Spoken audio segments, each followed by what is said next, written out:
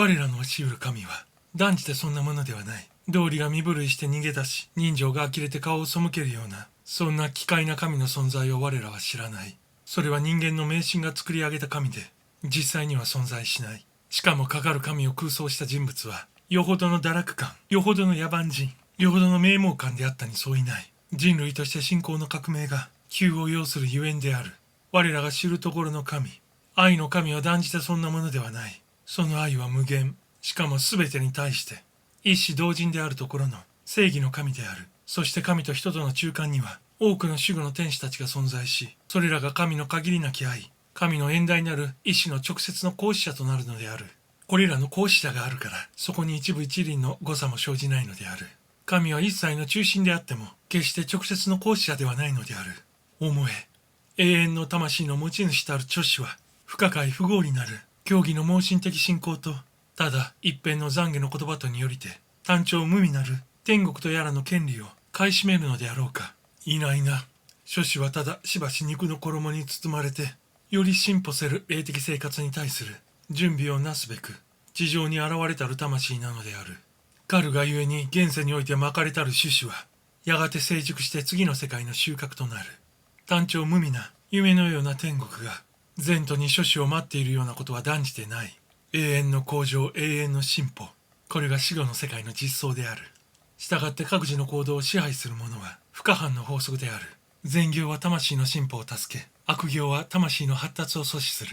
幸福は常に進歩の中に見出され、進歩につれて神に近づき、完全に近づいていく。魂は決して安逸乱打を願わない。魂は永遠に知識の前進に対する欲求を捨てない。人間的欲情、人間的願望は肉体と共に失せるが、魂には純情と進歩と愛との伴える清き美しき生活が続く。それが誠の天国なのである。我らは魂の内に存在する地獄以外の至極を知らない。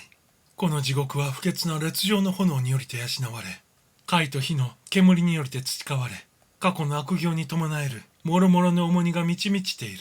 この地獄から脱出すべき唯一の道は、ただキビスを介して聖堂に戻り、正しき神の教えに基づきて、良き生活を営むことである。無論死後の世界にも刑罰はある。されどそうは、怒れる神の振り下ろす懲戒の仕事ではない。恥を忍び、苦痛を忍びて、自ら積み上ぐる善行の徳によりてのみ、償うことのできる自然の制裁である。ご慈悲を願う卑劣な叫びや、おろおろ声を絞りての偽懺悔などによって償うべくもないのである。真の幸福をつかもうと願わば、道にかない、我欲から離れたる生活を、ただ一筋に厳守するのみである。幸福は合理的生活の所産であり、これと同様に、不幸は有形無形にわたる、一切の法則の意識的違反から発生する。我らの陶器前途につきては、我らは何事も語るまい。なんとなれば我らもまたそれにつきて、何ら知るところがないからである。が、我らの現在につきて言えば、そうは諸子の送る地上の生活と同じく、不可犯の法則によりて支配され、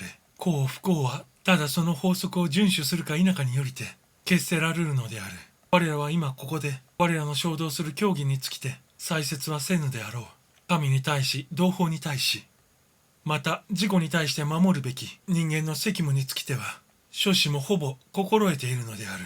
他日、諸子はこれにつき、さらにより多くを知るであろう。現在としては既成宗教のドグマと我らの教義との間にいかに多大の形態があるかを明らかにしたのをもって満足するとしよう。諸子は我らの主張が既成宗教の教条に比してはるかに不定形、はるかに不透明であると思うであろう。が、我らは決して彼らの潜みに倣って実行不能、真偽不明の反差極まる法則などは述べようとはせぬ。我らの期するところは、より清く高き空気を呼吸し、より清く聖なる宗教を固遂し、より純なる神の観念を伝えることである。要するに我らは、あくまで不価値を不価値とし、仮初めにも憶測をもって知識に変えたり、人間的妄想をもって絶対心を包んだりしないのである。我らの進まんとする道は、憶測よりはむしろ実行、信仰よりはむしろ実験である。我らはこれが知恵により、神によりて導かれるところの正しき道であると信ずる。思うに我らの教えは、会議者によりて霊視せられ、無知者によりて罵られ、また顔面者流によりて異端視されるであろう。しかしながら真の求道者は、我らの教えによりて手がかりを得、誠の信仰者は、我らの教えによりて幸福と進歩との鍵をつかみ、そしてたとえ潜在の後に至るとも、この教えの覆ることは絶対にないと信ずる。なんとなれば我らの教えは、あくまでも合理的の推理と合法的の試験とに耐えるからである。表釈。心霊主義の真髄は、ほぼ遺憾なくここに尽くされている。現世と死後の世界がつながりであること。両者があくまでも大自然の法則の支配下にあること。